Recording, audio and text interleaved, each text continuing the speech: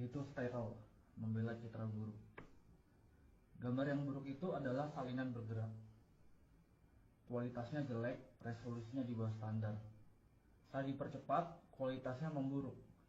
Itu adalah bayangan gambar, pratinjau, gambar bini, ide yang keliru, gambar keliling yang didistribusikan secara gratis, diperas melalui koneksi digital yang lambat, dikompresi, direproduksi, dirobek, diremix, serta disalin dan ditempel ke saluran distribusi lain. Citra berkualitas rendah adalah kain lusuh atau sobekan sebuah AVI atau JPEG. Kaum proletar rendahan dalam masyarakat kelas penampilan yang diberi peringkat dan dinilai berdasarkan resolusinya.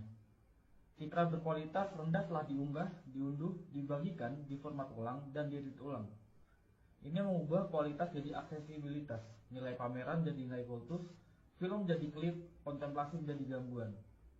Citra tersebut dibebaskan dari brankas bioskop dan arsip dan didorong ke dalam ketidakpastian digital dengan mengorbankan substansinya sendiri. Citra berkualitas rendah cenderung ke arah abstraksi. Ia adalah ide visual dalam proses pembentukannya. Citra buruk tersebut merupakan generasi kelima yang ilegal, gambar asli yang terdistorsi. Silsilahnya meragukan, nama filenya sengaja salah ijaz. Seringkali gambar ini melanggar warisan budaya, budaya nasional, atau bahkan hak cipta. Gambar ini diwariskan sebagai umpan, jebakan, indeks, atau sebagai pengingat akan bentuk visualnya di masa lalu. Gambar ini mengejek janji-janji teknologi digital. Tidak hanya seringkali terdegradasi hingga hanya menjadi buram yang terburu-buru. Bahkan orang pun ragu apakah gambar ini masih bisa disebut gambar sama sekali. Hanya teknologi digital yang mampu menghasilkan gambar yang begitu buruk seperti ini. Gambar yang buruk adalah hal yang lazim di zaman sekarang. Gambar-gambar yang terbuang dari layar, puing-puing produksi audiovisual, sampah yang terdampar di pantai ekonomi digital. Mereka menjadi saksi atas dislokasi, transfer, dan permintaan gambar yang penuh kekerasan. Percepatan dan peredarannya dalam siklus ganas kapitalisme audiovisual. Gambar-gambar yang buruk diseret ke seluruh dunia sebagai komoditas atau perwujudannya, sebagai hadiah atau sebagai anugerah. Mereka menyebarkan kesenangan atau ancaman kematian, teori konspirasi atau bajakan, perlawanan atau kebodohan. Gambar-gambar yang buruk menunjukkan hal yang langka, yang jelas, dan yang tak terbayangkan, yaitu jika kita masih mampu menguraikannya. 1. Resolusi rendah. Dalam salah satu film Woody Allen, karakter utamanya tampak buram. Ini bukan masalah teknis, melainkan semacam penyakit yang menyimpannya. Citranya selalu kabur. Karena karakter Allen adalah seorang aktor, ini menjadi masalah besar. Ia tidak dapat menemukan pekerjaan. Kurangnya kejelasan citranya berubah menjadi masalah misteri. Kejernihan diidentifikasi sebagai posisi kelas, posisi yang nyaman dan istimewa. Sementara keburaman menunjukkan nilai seseorang sebagai sebuah citra. Namun, hierarki gambar kontemporer tidak hanya didasarkan pada ketajaman, tetapi juga dan terutama pada resolusi. Lihat saja toko elektronik manapun dan sistem ini, yang dijelaskan oleh Harun Faroqi dalam sebuah wawancaranya yang penting tahun 2007 menjadi sangat jelas. Dalam masyarakat gambar, peran sebagai toko unggulan. Di toko unggulan, sinema mengambil produk-produk kelas atas dipasarkan dalam lingkungan yang mewah. Turunan yang lebih terjangkau dari gambar yang sama beredar sebagai DVD, di televisi siaran atau daring, sebagai bentuk yang berkualitas buruk. Jelas, gambar beresolusi tinggi terlihat lebih cemerlang dan mengesankan, lebih mimikri dan magis, lebih menakutkan dan menggoda daripada gambar yang buruk. Bisa dibilang, gambar beresolusi tinggi lebih kaya. Kini, bahkan format konsumen pun semakin beradaptasi dengan selera para pecinta film dan penikmat estetika yang bersikeras menggunakan film 35 mm sebagai jaminan visualitas yang murni. Penekanan pada film analog sebagai satu-satunya media yang penting secara visual bergema di seluruh wacana tentang sinema, hampir tanpa mempedulikan nuansa ideologisnya. Tidak pernah menjadi masalah bahwa ekonomi produksi film kelas atas ini dan masih berakar kuat dalam sistem budaya nasional, produksi studio kapitalis, kultus kejeniusan yang sebagian besar laki-laki dan versi asli dan karenanya seringkali konservatif dalam struktur dasarnya. Resolusi diagungkan seolah-olah ketiadaannya sama dengan pengibirian sang pengarang. Pemujaan terhadap ukuran film mendominasi bahkan produksi film independen. Citra yang kaya tersebut menciptakan hierarki tersendiri dengan teknologi baru yang menawarkan semakin banyak kemungkinan untuk secara kreatif merusak citra tersebut. 2. Kebangkitan sebagai gambaran yang buruk. Namun, bersikeras pada penggunaan gambar yang kaya juga memiliki konsekuensi yang lebih serius. Seorang pembicara dalam konferensi esai film baru-baru ini menolak untuk menampilkan cuplikan dari karya Humphrey Jennings karena tidak tersedia proyektor film yang memadai. Meskipun pembicara memiliki pemutar DVD dan proyektor video standar, para hadirin dibiarkan membayangkan seperti apa tampilan gambar-gambar tersebut. Dalam kasus ini, ketidakjelasan gambar tersebut disebabkan oleh kurang lebih bersifat sukarela dan berdasarkan premis estetika.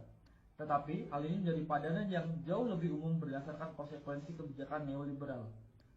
20 atau bahkan 30 tahun yang lalu, restrukturasi neoliberal produksi media mulai perlahan-lahan mengaburkan citra non-komersial, hingga pada titik di mana sinema eksperimental dan esai hampir tidak terlihat.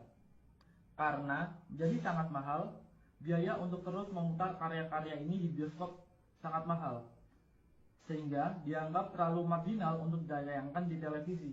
Dengan demikian, karya-karya tersebut perlahan menghilang bukan hanya dari bioskop, tetapi juga dari ruang publik. Esai video dan film eksperimental sebagian besar tetap tidak terlihat kecuali beberapa pemutaran langka di museum film metropolitan atau klub film yang diproyeksikan dalam resolusi aslinya sebelum menghilang lagi ke dalam kegelapan arsip. Perkembangan ini tentu saja terkait dengan radikalisasi neoliberal dari konsep budaya sebagai komoditas, komersialisasi sinema, penyebarannya ke bioskop multiplex, dan marginalisasi pembuat film independen. Hal ini juga terkait dengan restrukturasi industri media global dan pembentukan monopoli atas audiovisual di negara atau wilayah tertentu. Dengan cara ini, materi visual yang resisten atau non-konformis menghilang dari permukaan ke dalam ruang bawah tanah berupa arsip dan koleksi alternatif yang hanya dipertahankan oleh jaringan organisasi dan individu yang berkomitmen yang akan mengedarkan selingan VHS bajakan di antara mereka sendiri. Sumber untuk ini sangat langka. Aset berpindah dari tangan ke tangan bergantung pada informasi dari mulut ke mulut di dalam lingkaran tertentu. Dari teman dan kolega. Dengan adanya kemungkinan untuk melakukan streaming video online, kondisi ini mulai berubah secara dramatis. Semakin banyak materi langka muncul kembali ke platform yang dapat diakses publik. Beberapa di antaranya dikurasi dengan cermat, contoh UBU web, dan beberapa hanya berupa tumpukan barang, yakni YouTube. Saat ini setidaknya ada 20 torrent esai film Chris Marker yang tersedia secara online. Jika Anda mengikat retrospektif, Anda bisa mendapatkannya. Tapi, ekonomi gambar berkualitas rendah lebih dari sekedar unduhan. Anda dapat menyimpan filenya, menontonnya lagi, bahkan mengedit ulang atau memperbaikinya jika Anda merasa perlu, dan hasilnya beredar. File AVI buram dari karya-karya agung yang hampir terlupakan dipertukarkan di platform P2P semi rahasia. Video ponsel rahasia yang diselundupkan keluar dari museum disiarkan di YouTube. DVD sajian tontonan para seniman diperdagangkan. Banyak karya sinema avant-garde, esai, dan non-komersial telah dihidupkan kembali sebagai gambar berkualitas rendah, suka atau tidak suka. 3. Privatisasi dan pembajakan. Kemunculan kembali cetakan langka karya-karya seniman militan, eksperimental, dan klasik, serta seni video sebagai gambar berkualitas rendah memiliki makna tersendiri. Situasi mereka mengungkapkan lebih dari sekedar isi atau tampilan gambar.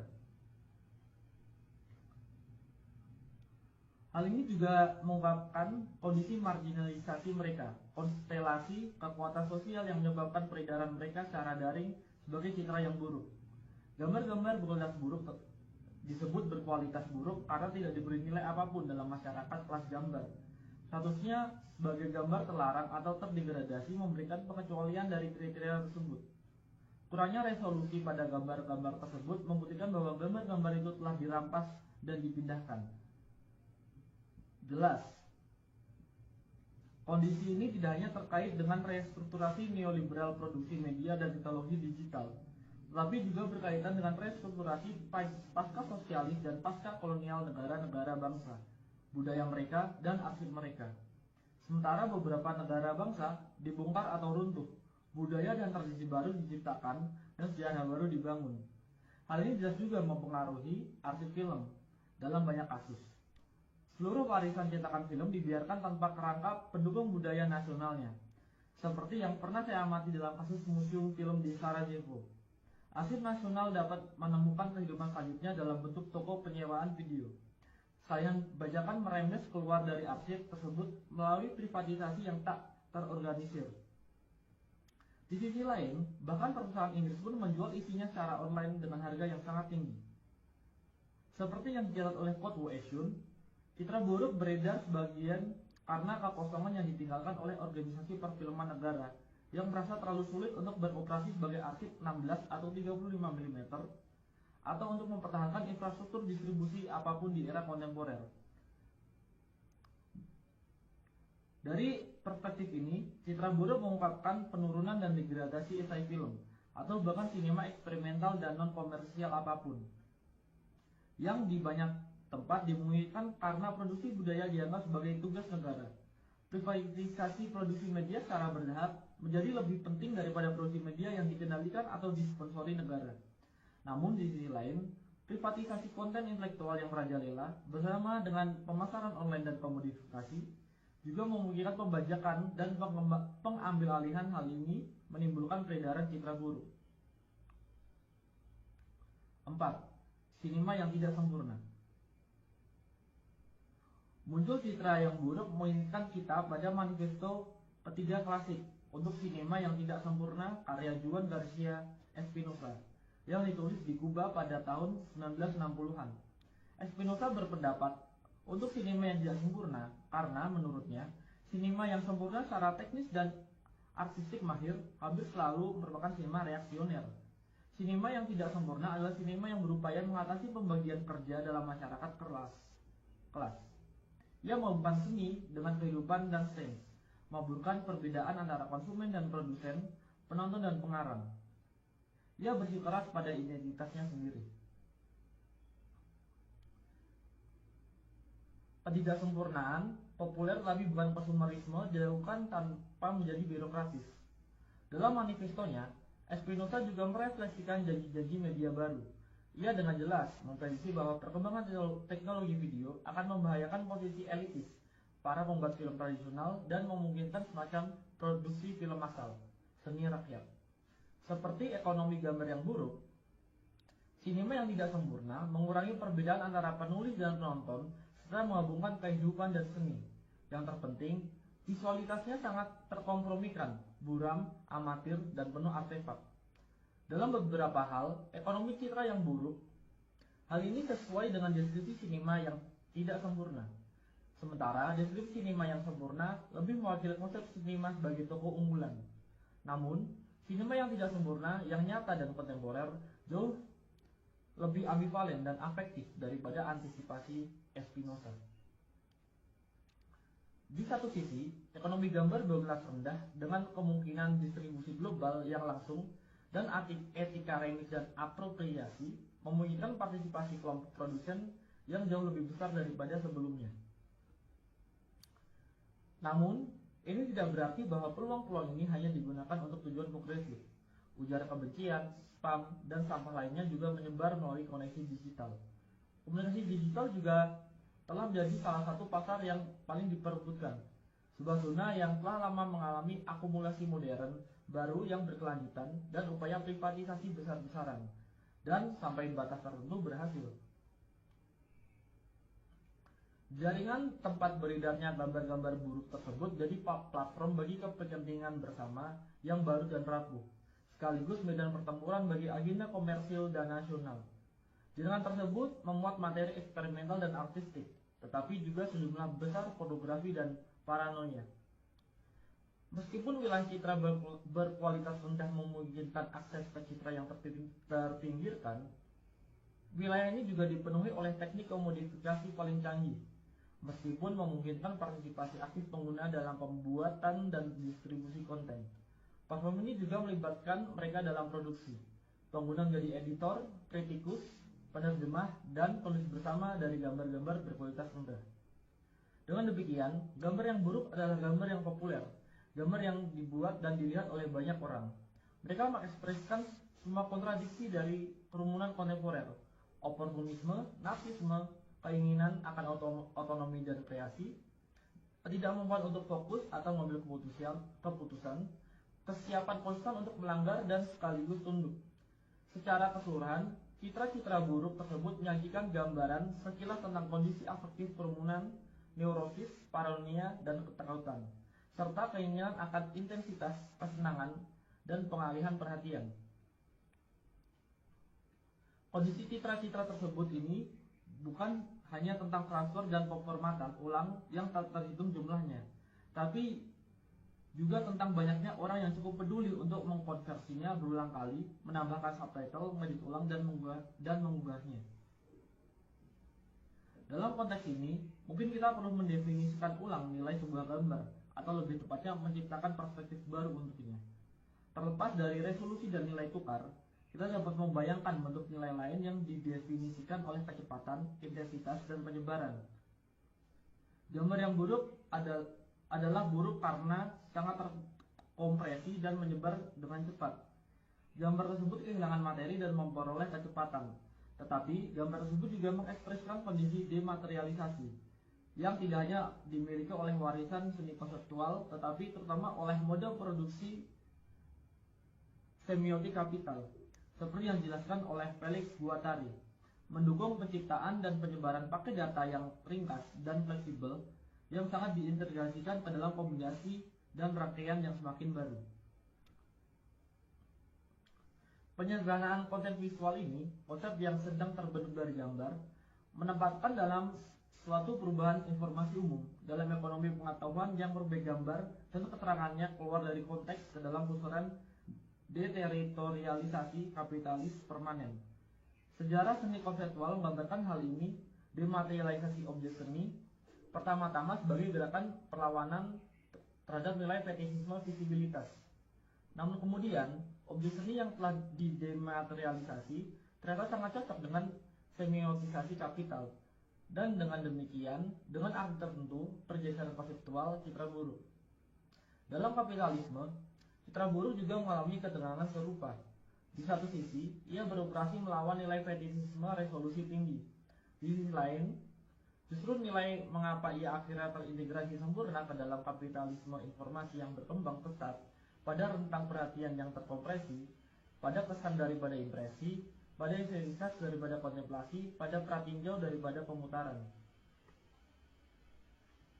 5. Kawan, bagaimana ikatan visual Anda hari ini? Namun, secara bersamaan, terjadi pembalikan paradoks. Peredaran gambar-gambar berkualitas rendah menciptakan sebuah sirkuit yang memenuhi ambisi awal sinema militan dan beberapa esai dan eksperimental untuk menciptakan ekonomi gambar alternatif, sebuah sinema yang tidak sempurna yang ada di dalam maupun di luar dan di bawah arus media komersial. Di era berbagi file, bahkan konten yang terpinggirkan pun beredar kembali dan menghubungkan kembali audiens yang tersebar di seluruh dunia. Citra buruk tersebut dengan demikian membangun anonimitas. Jaringan global menciptakan sejarah bersama. Ia membangun aliansi saat menyebar, memicu menerjemahkan atau salah tafsir, dan menciptakan publik serta debat baru. Dengan kehilangan substansi visualnya, ia mendapatkan kembali sebagai kekuatan politiknya dan menciptakan aura baru di sekitarnya. Aura ini tidak lagi didasarkan pada kekekalan asli, tetapi pada sifat sementara salinannya.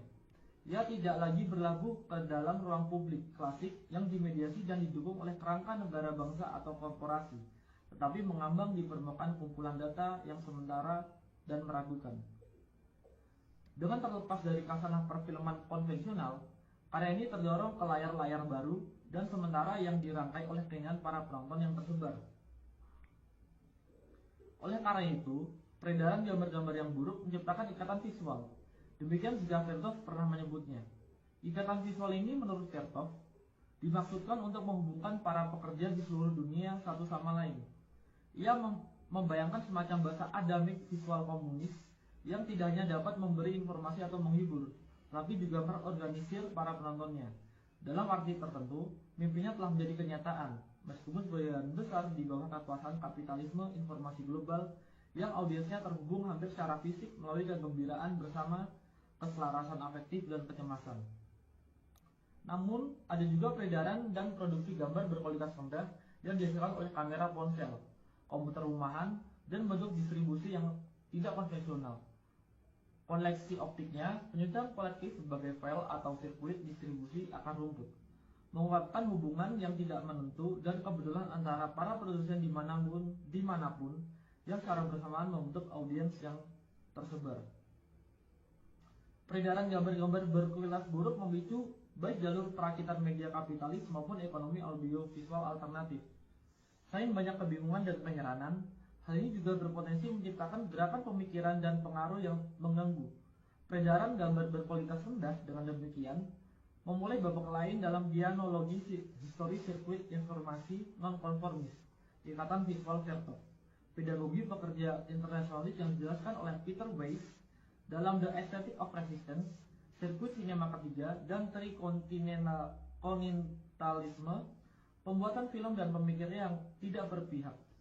Gambar berkualitas rendah, betapapun ambivalennya statusnya, dengan demikian mengambil tempat dalam dianologi pamflet yang disalin karbon, film agitprop kereta api, majalah video bawah tanah, dan materi nonkonformis lainnya, yang secara estetika sering menggunakan materi berkualitas rendah.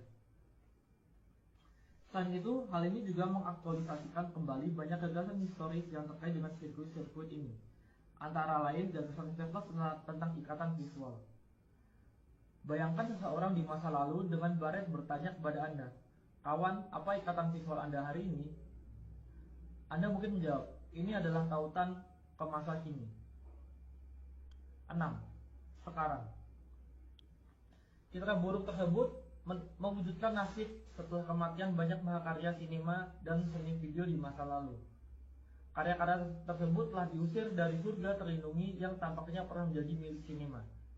Setelah dikeluarkannya dari arena budaya nasional yang terlindungi dan seringkali proteksionis, dibuang dari peredaran komersial, karya-karya ini menjadi pengembara di tanah tak bertuan digital, terus-menerus mengubah resolusi dan formatnya, kecepatan dan medianya, bahkan terkadang kehilangan nama dan kredit di sepanjang jalan.